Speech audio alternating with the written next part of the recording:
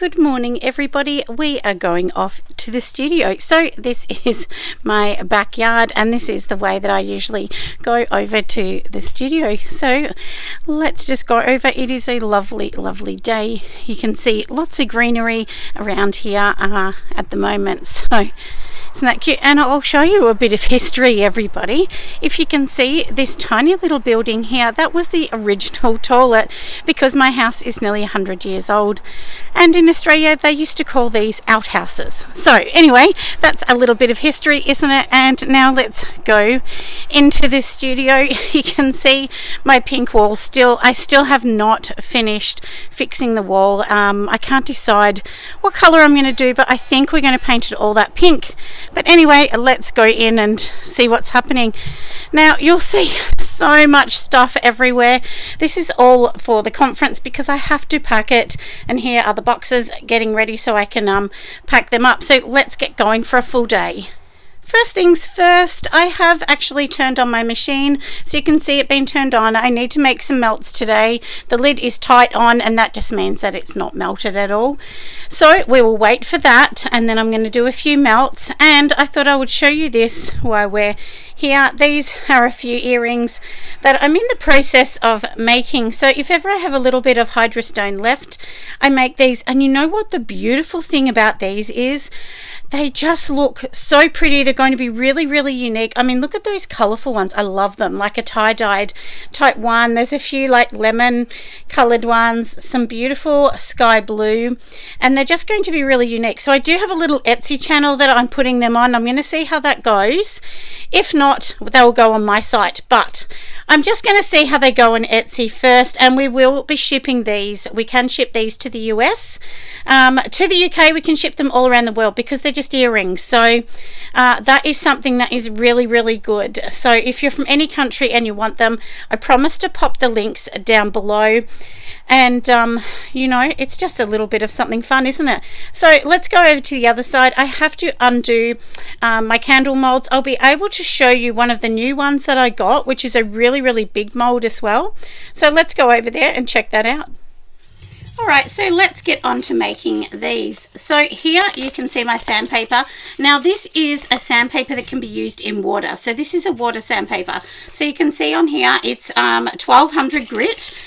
And basically the higher the number, the softer it's going to be. So it's not super scratchy or anything because we don't want it to leave a mark on our jar. So basically you're just going to dip your jar in the water like that and the sandpaper, and then basically just go around, and you'll see just little bits like that will come off, and it's going to just make this beautiful and smooth on the bottom, because you've got to remember too that people are going to put this on their surface at home, so you don't want to scratch the surface. So just make sure it's nice and smooth. You can definitely put feet on the bottom of these and things like that, but the thing that is really important that I really want to emphasize is that that costs more money. So everything we add on these, whether it's a label, you know, whatever it is, it's just going to add more money. So it's really, really important for us to, you know, to just really think about that, because I think that's important, you know, because of course then that means you've got to charge more money. You've got to ask, does this customer want to pay for that? Yeah, lots of things, isn't it? So anyway, so we have done that one, and I don't really go around these because this is very smooth. If it was rough, I would. And can you see how this is not exactly perfect? But I love that. And I have got a little bit of a disclaimer thing on my site as well, because I did put, I actually started putting just like a picture, like a random picture of these all together on my site, because I wanted just people to see that they will be coming soon. But it does say coming soon. They're not ready yet. Hopefully in a week or two. But, you know, we've got to let them cure. Most of them that I did several days ago are actually cured. So, but of course, then I have to test, which I've actually tested a couple of them already.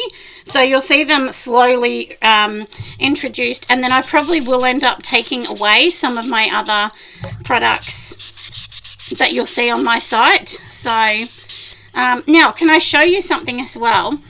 On this, because I used the same mold, and as much as you clean them, sometimes they do get the residue of the last color, which is a tiny bit of blue. Now if you just get this and slowly go around the outside, you'll get rid of that colour. So that colour will go away because it's only just on the top little layer. So if you have any extra colours you don't want that have come from the mould, just do that. And now you can see it's super smooth and it's that browny beautiful colour that we want.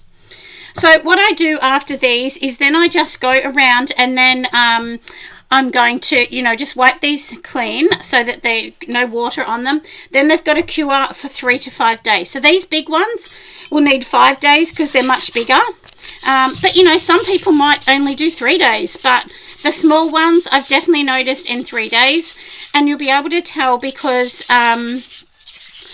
when you weigh them, they will weigh like 100 grams less or something. So that's another way to tell because that means that the water is evaporated out of them. So don't go sealing them until all the water has evaporated. You need to leave them for 3 days to a week, depending on the size of the candle, or the candle jar. Sorry, not the candle, but the jar. Yeah, so hopefully that makes sense. But yeah, I think that is super important, isn't it? We all know you've got to do with these things, don't you? And can you see even this one that had a bit of yellow that I'm just getting rid of that outer layer? And that was only because it just, transferred from the mould. Even though I cleaned it with soapy water, sometimes it just seems to stick, doesn't it? But adding a little bit of gold or silver or copper really does make such a pretty jar, really does. But you can see, this is finished. It did not take me long, did it? So, I am going to do just a couple little extra bits around here just to make sure if there's any blue or anything that we can get rid of any of those colours, because we don't want those when somebody buys these jars. Oh, and I thought I would tell you as well. So, for anyone wondering, now I'm talking Australian dollars as well here. So these ones, I think I'm going to sell them for $49 for this size. Considering, I'm hand making this pot, I'm hand pouring everything and so on, I think it's important to charge an appropriate price. I know that there'll be people that will be charging $25 or $30, but you can't be charging that for this. Like, this is a lot of work. They do look super beautiful and they are a luxury end candle. If somebody wants a cheap candle, they can just buy a clear jar with limited labels on, if they don't want to pay for the price. But somebody that would want to pay for this, they want to pay for the beauty of it and knowing the simple fact that it's, been hand done. So, and can I show you, can you see how it's sort of looking a bit white? Whereas we just dip this in water. So that's how it starts, and then it's going to get whiter and whiter. And this is only white because I haven't dipped it back into anything yet. So, but of course they all need to have this little water bath here, and this is a water bath for this. So I do suggest that you do this. Look, the thing is too, when you've actually got this in water, it's actually stopping the dust flying everywhere as well. Like if I dry sand this, there's dust everywhere. This is actually helping the dust to not fly around. So I do like that idea as well. And of course it's going to have my, you need your label on the back to say, your typical candle label. You don't have to have anything special. You can just have the standard candle label that needs to legally go on the bottom. So do check out your country what you need to have on your candles. But I hope everyone loves the idea of not actually having tins to throw away, tin lids or plastic lids.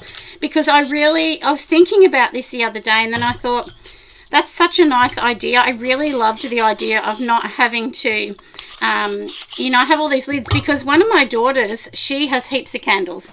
And she said to me, she hates the fact of having to have the candles and then of course throwing the lids in the bin because it's just such a waste. Anyway, I thought I'd show you this one. So these are my earrings that I've been talking about a little bit lately. Now even when I make these earrings, I have to sand these. So this is the thing, everyone, if you're making earrings like this, you can't be selling them for like $8. It just takes so much work, and all of my earrings that I have, I've only just started putting them on Etsy, so I'm going to see how they go, because as I talk about, you need lots of avenues of income. So we'll see. I'm just seeing if that works. It may not, but we'll see. But all of them do have stainless steel or surgical steel posts. So I don't use the cheaper metal in any of them. They all do have a nice quality one. But I mean, look how beautiful that is. Can you see that? I mean, it's so beautiful. And this, you know, has a beautiful marble look. It reminds me of that vintage kind of grey white marble, but that's only because I've added that colour into it.